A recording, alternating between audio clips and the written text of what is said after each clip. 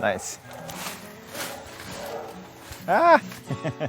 Hi, my name is Dylan Butterbaugh, and I'm a chocolate maker.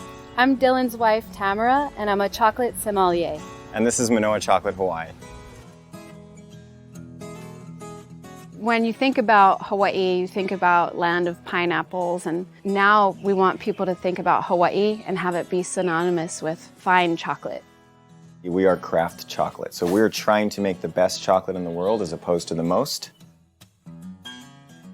We're in the tasting room here of Manoa Chocolate. We've set it up a lot like a winery.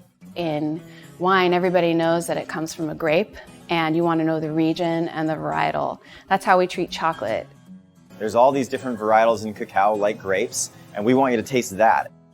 And so when people come into our tasting room, we say, hey, taste this cacao from Tanzania and taste this cacao from Hawaii, and you can really taste the difference. In 2017, I was very surprised to find out that we'd won the Salon du Chocolat Best Tasting Chocolate Bar for our Hawaiian Chocolate Bar, which came from beans from Hilo.